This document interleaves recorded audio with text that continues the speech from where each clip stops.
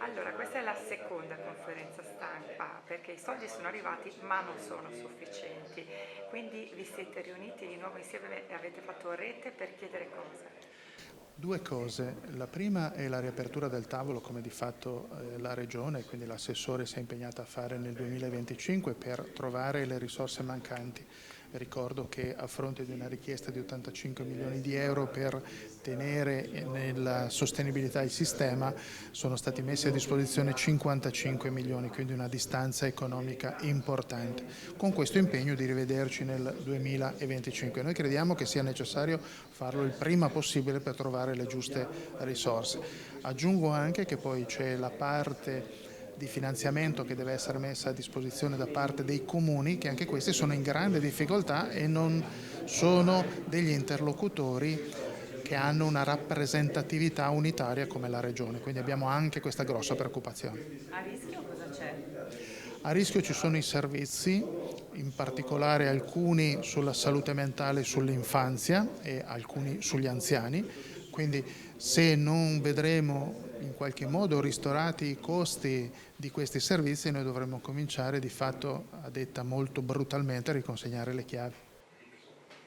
Quindi a rischio c'è tutto il sistema sociale e sanitario? Nel medio e lungo periodo io penso proprio di sì, nel senso che se noi siamo di fronte a una situazione dove ci sono bisogni crescenti e risorse non sufficienti, o evidentemente la politica in qualche modo riesce a mettere intorno a un tavolo i vari soggetti della società civile, della pubblica amministrazione e anche del mercato per trovare insieme delle soluzioni, oppure credo che faremo veramente fatica dopo il 2026-2027 a mantenere questo livello di qualità dei servizi o addirittura di alcuni servizi.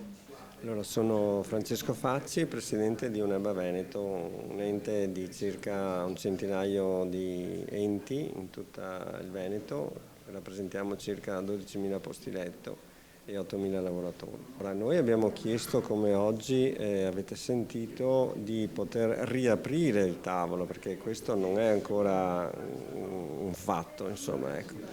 Perché le risorse che sono state destinate non sono sufficienti. Il fatto che possa essere riaperto ci dà comunque una prospettiva che può essere diversa rispetto alla chiusura che abbiamo inteso, insomma, con questa delibera.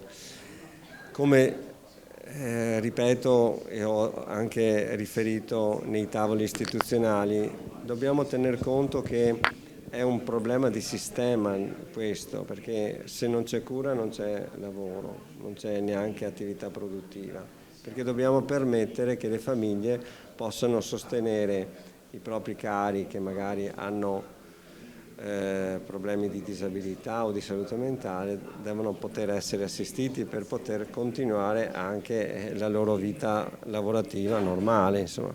A questo si aggiunge un problema che noi rileviamo del momento particolarmente grave, che è quello delle risorse umane. Oggi le risorse umane non le troviamo tra i veneti, ma dobbiamo reperirle all'estero, con tutte le conseguenze del caso, per cui anche un aggravio di costi, perché significa dare alloggi che magari non si trovano, dare disponibilità all'accoglienza, all'integrazione. C'è tutto un discorso di sistema che va messo in piedi, insomma. Questo è quello che l'attenzione che noi chiediamo ai politici, insomma, che regolino con regole nuove anche questi ambiti, insomma. Sì, allora Davide Schiavon, sono referente per Anfas Veneto.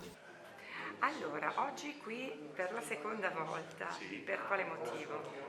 Per sensibilizzare l'opinione pubblica, in buona sostanza, del problema che abbiamo della carenza delle risorse a sostegno dei servizi, in questo caso per quanto riguarda Anfas Veneto, delle persone con disabilità.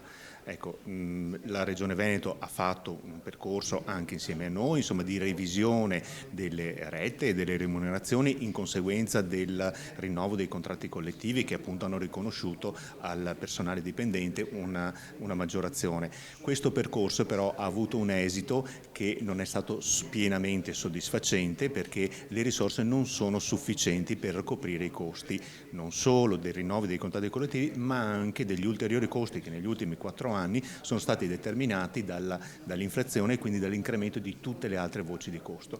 Ulteriore preoccupazione è il lato, diciamo, dei comuni, perché i servizi sono servizi sociosanitari, quindi hanno una componente sanitaria ma anche una componente sociale che è a carico dei comuni. Ecco, adesso c'è la partita dei comuni che si ritrovano in difficoltà anch'essi nella previsione delle risorse necessarie per sostenere questi servizi. Quindi siamo in un momento veramente molto delicato, molto difficile, che mette a rischio i servizi per le persone con disabilità o comunque tutto quello che è il mondo del terzo settore. Sì, Raffaella Da Rosso, Presidente Cooperativa Insieme Si Può di Treviso. Ecco, oggi qui per protestare, tra virgolette, o comunque per chiedere alla Regione di riaprire il tavolo, perché qual è la situazione anche della sua cooperativa? Allora, è una situazione difficile in questo momento e io in questi giorni ho condiviso la scelta della Regione sull'adeguamento delle rette, che abbiamo considerato non adeguata alle esigenze dei servizi, e ho condiviso alcune riflessioni con i soci che in questo mese ho incontrato per così fare il punto rispetto all'attività della cooperativa. Devo dire che l'amarezza è stata condivisa, soprattutto perché i soci, operatori sociosanitari, educatori, infermieri, quindi le professioni di cura in generale, si sentono un po' delusi anche dalla poca considerazione spesso che queste professioni hanno.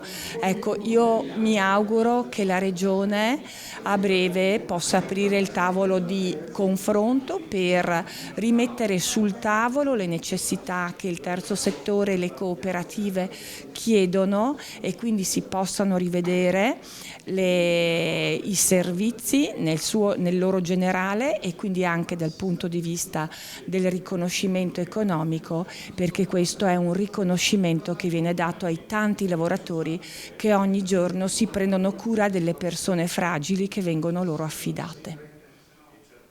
Luca Sartorato, Presidente di Federsolidarietà Belluno Treviso. Ecco, allora facciamo un punto della situazione magari proprio su Belluno e Treviso. Sì, allora la situazione è ovvio che come in tanti altri territori oggi ci sia una crisi, soprattutto a livello giovanile, molto importante. Va anche detto che la crisi in questo momento è diffusa in tutta la nostra società per vari motivi, ma i giovani sono quelli che rischiano in questo momento di pagare un prezzo più alto di quella che è la situazione di difficoltà e di fragilità che si possono registrare soprattutto nell'uso di sostanze e nella mancanza di centri di aggregazione che possono in qualche modo accumulare nel tempo libero e nelle attività legate allo sport. La crisi di questo settore, nel senso, questa è la crisi in generale del Sì. comparto, soprattutto se guardiamo il futuro dai prossimi anni? Sì, in questo momento la mancanza di risorse dedicate alle politiche giovanili e in generale ai servizi sociali porterà a una diffusa difficoltà. Oggi siamo legati soprattutto a un problema del personale, quindi sulle scelte che le scuole e le università indirizzano nel mondo giovanile e nella preparazione scolastica. Se i giovani non affrontano le materie umanistiche diventa difficile poi spiegare come sostenere la nostra socialità, le nostre relazioni con i nostri anziani e i nostri disabili, e di conseguenza tutta quella che è la parte relativa al sociale. Le scelte politiche in questo momento non sono indirizzate a sostenere l'area sociale e quindi di conseguenza vediamo un futuro molto più critico di quello che in realtà è già di per sé oggi alla luce di tutti.